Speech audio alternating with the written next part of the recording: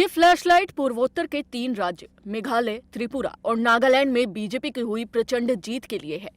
प्रधानमंत्री नरेंद्र मोदी ने दिल्ली में बीजेपी मुख्यालय से देश भर के कार्यकर्ताओं को संबोधित किया और कहा कि बीते सालों में बीजेपी ने अनेक अवसर ऐसे देखे हैं जब विपक्ष के कुछ लोग कहते हैं मर जा मोदी, लेकिन देश कहता है मत जा मोदी। आगे प्रधानमंत्री ने विपक्ष पर निशाना साधते हुए कहा कि बीजेपी ने राजनीति में दिशा बदल दी है। अब नॉर्थ ईस्ट दिल्ली से दूर नहीं है, लेकिन कांग्रेस पार्टी छोटे लोग और छोटे राज्यों से आज भी नफरत करती है। वहीं पीएम मोदी ने बीजेपी की लगातार हो रही जीत पर कहा कि ये विजय अभियान का रहस्य त्रिवेणी में छिपा है। इसकी पहली शक्ति है बीजेपी सरकारों के कार्य, दूसरी शक्ति है बीजेपी सरकारों के कार्य संस्कृति, तीसरी शक्ति है बीजेपी कार्यकर्ताओं का सेवा भाव। आपको बता दें कि पूर्वोत्तर के 3 राज्यों के विधानसभा चुनाव में त्रिपुरा और नागालैंड में बीजेपी ने फिर से बहुमत पाया है। वहीं मेघालय में एनपीपी को 25 सीटें मिली हैं, जिसके बाद मेघालय में एनपीपी एक बड़ी पार्टी के रूप में उभरी है।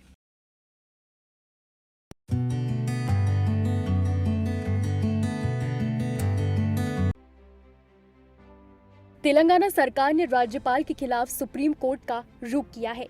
एक रिट याचिका में राज्य सरकार ने सुप्रीम कोर्ट को बताया कि राजभवन के पास 10 विधेयक लंबित हैं। इन 10 विधेयक में 7 बिल सितंबर 2022 से लंबित हैं।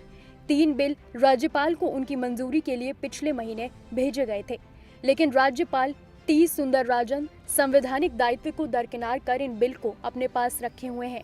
इस रिट में राज्यपाल के सचिव और केंद्रीय कानून मंत्रालय को प्रतिवादी बनाया गया है। बीजेपी का कहना है कि राज्यपाल के खिलाफ कोर्ट जाना बीआरएस की आदत बन चुकी है। पहले इन्हें हाई कोर्ट से मुंह की खानी पड़ती थी।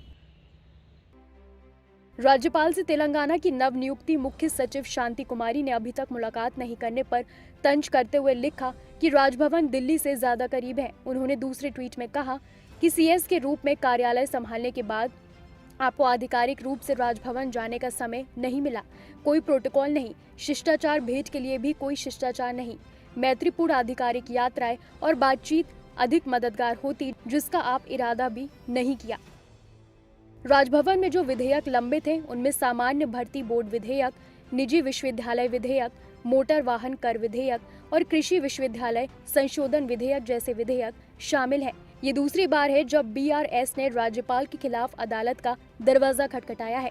पिछले महीने बजट को मंजूरी देने पर सरकार हाईकोर्ट गई थी और वहां दोनों के वकील समझौते के फॉर्मूले पर राजी हो गए थे।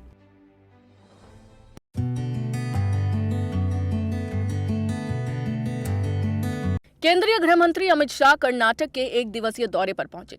उन्होंने बीदर में गुरु नानक जीरा साहिब गुरुद्वारे में मत्था टेका और उसके बाद भाजपा की विजय संकल्प रथ यात्रा को हरी झंडी दिखाकर रवाना किया। बीदर में रैली के दौरान शाह ने पूर्वोत्तर में कांग्रेस की हार पर निशाना साधा। शाह ने कहा कि त्रिपुरा, नागालैंड, मेघालय के कल नतीजे आए हैं। तीनों राज्यों में कांग्रेस का सुपड़ा साफ हो गया। हारे तो हारे, ऐसे हारे कि दूरबीन लेकर भी नहीं दिख रहे हैं। अमित शाह ने कर्नाटक के बीदर में रैली की। शाह ने कहा कि विपक्ष के पास कोई विजय का सूत्र नहीं बचा है। राहुल गांधी के नेतृत्व में कांग्रेस का स्तर दिन प्रतिदिन गिरता जा रहा है। ये लोग नारे लगा रहे हैं कि मोदी तेरी कब्र खुदेगी और आपके लोग कहते हैं कि मोदी तुम मर जाओ। आपके कहने से क्या होता है? ईश्वर आपकी नहीं सुनेगा, क्योंकि 130 करोड़ की जनता मोदी जी की लंबी आयु के लिए प्रार्थना कर रही है। शाह ने बीजेपी की विजय संकल्प रथ यात्रा पर कहा कि ये यात्रा हमारे नेता को मुख्यमंत्री बनने का संकल्प नहीं है, बल्कि ये विजय संकल्प यात्रा कर्नाटक के गरीब से गरीब लोगों के कल्याण करने के संकल्प को लेकर है। शाह ने सभा में मौजूद भीड़ की ओर इशारा करते हुए कहा कि आप लोगों की उपस्थिति बता रही है कि कर्नाटक में बीजेपी की पूर्ण बहुमत की सरकार बनने वाली है।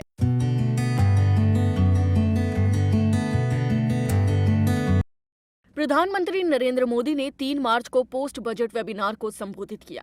Developing tourism in mission mode का जिक्र करते हुए प्रधानमंत्री ने कहा कि जो लक्ष्य बजट में तय किए गए हैं, उन्हें प्राप्त करने में ये वेबिनार उत्प्रेरक की तरह काम करता है। आगे पीएम मोदी ने संबोधन में कहा कि आज का नया भारत नए कार्य संस्कृति के साथ आगे बढ़ रहा है। नए बजट की खूब तारीफ हुई है। पीएम मोदी ने पोस्ट बजट वेबिनार में टूरिज्म सेक्टर के उत्थान को लेकर कहा कि भारत के विभिन्न स्थलों में अगर नागरिक सुविधाएं बढ़ाई जाएं, वहां डिजिटल कनेक्टिविटी अच्छी हो, होटल हॉस्पिटल अच्छे हों, गंदगी का नामो निशान ना हो, बेहतरीन इंफ्रास्ट्रक्चर हो तो भारत के टूरिज्म सेक्टर में कई गुना वृद्धि हो सकती है। उन्होंने कहा, जब यात्रियों के लिए सुविधाएं बढ़ती हैं तो कैसे यात्रियों में आकर्षण बढ़ता है, उनकी संख्या में भारी वृद्धि होती है। ये भी हम देश में देख रहे हैं। पर्यटकों को गांव तक पहुंचाए जाने पर प्रधानमंत्री मोदी ने कहा कि आज हमारे गांव भी टूरिज्म का केंद्र बन रहे हैं। इंफ्रास्ट्रक्चर तेजी से बेहतर हो रहा है। यही कारण है कि दूर सुदूर के गांव भी टूरिज्म मैप पर आ गए हैं।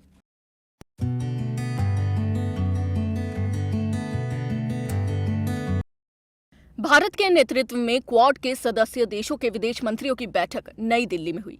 बैठक की अध्यक्षता विदेश मंत्री एस जयशंकर ने की। बैठक में अमेरिकी विदेश मंत्री एंटनी ब्लिंकन, ऑस्ट्रेलियाई विदेश मंत्री पेनी वोंग और जापान के विदेश मंत्री हयाशी योशिमासा ने बैठक में भाग लिया। बैठक के बाद क्वाड देशों ने संयुक्त बयान जारी करते हुए कहा कि हमारी आज की बैठक एक मुक्त और खुले इंडो पैसिफिक के लिए क्वाड देशों की प्रतिबद्धता की पुष्टि करती है, जो कि समावेशी और लचीला है। वहीं रायसीना डायलॉग की बैठक के दौरान रूस ने यूक्रेन युद्ध पर कहा कि रूस सिर्फ अपना बचाव कर रहा है। उधर ब्रिटेन के पूर्व प्रधानमंत्री टोनी ब्लेयर ने अमेरिका को लेकर बड़ा बयान दिया। वहीं क्वाड के नेतृत्व को लेकर एस जयशंकर ने भारत को मजबूत स्थिति में बताया। रायसीना डायलॉग 2023 बैठक के दौरान ऑस्ट्रेलिया के विदेश मंत्री पेनी योंग ने बड़ी बात कही। उन्होंने कहा कि हिंद प्रशांत महासागर क्षेत्र में भारत के बिना पुनर्गठन का कोई काम नहीं किया जा सकता।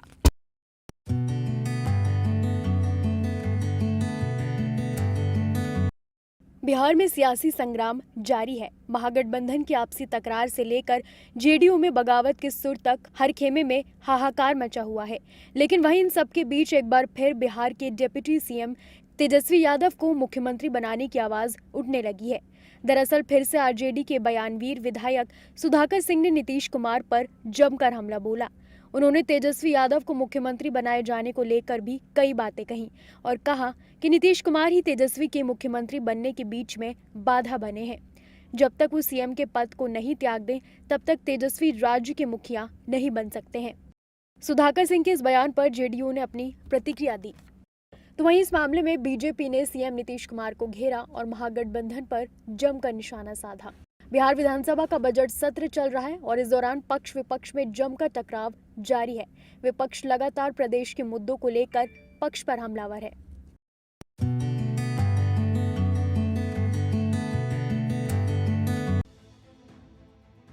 देश में रामचरितमानस विवाद शांत होने का नाम नहीं ले रहा।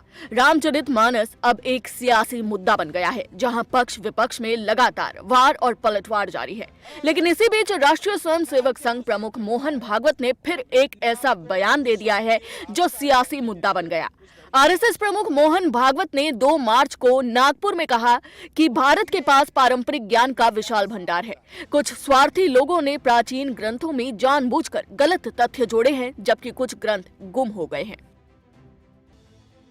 इसके बाद इस मामले में समाजवादी पार्टी ने ट्वीट कर बीजेपी पर निशाना साधा और लिखा कि संघ प्रमुख मोहन भागवत जी ने अब ग्रंथों पर सवाल उठा दिए हैं। इशारों इशारों में तुलसीदास जी पर भी सवाल उठा रहे हैं। इससे पहले भागवत जी पंडितों के बारे में भी बोल चुके हैं।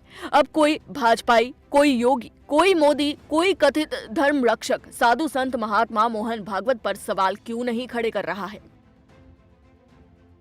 स्वामी प्रसाद मौर्य ने ट्वीट कर आरएसएस पर निशाना साधा और लिखा कि आरएसएस प्रमुख मोहन भागवत जी की ओर से स्वीकार करने के बाद भी कुछ स्वार्थी लोगों ने धर्म ग्रंथ में कुछ घुसाया है जो गलत है। फिर एक बार समीक्षा जरूरी है। तो क्या अब सर काटने, जीभ काटने, हाथ नाक कान काटने वाले तथाकथित ढोंगी धर्माचार्य सार्वजनिक रूप से गलती मानकर मेरी बात पर अमल करेंगे?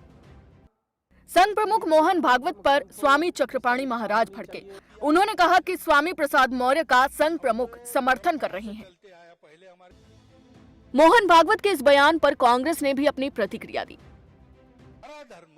मोहन मधुकर भागवत राष्ट्रीय स्वयंसेवक संघ के छठे सर संचालक के रूप में मार्च 2009 से कार्यरत हैं और लगातार धर्म विशेष पर टिप्पणी करने की वजह से चर्चाओं में बने रहते हैं।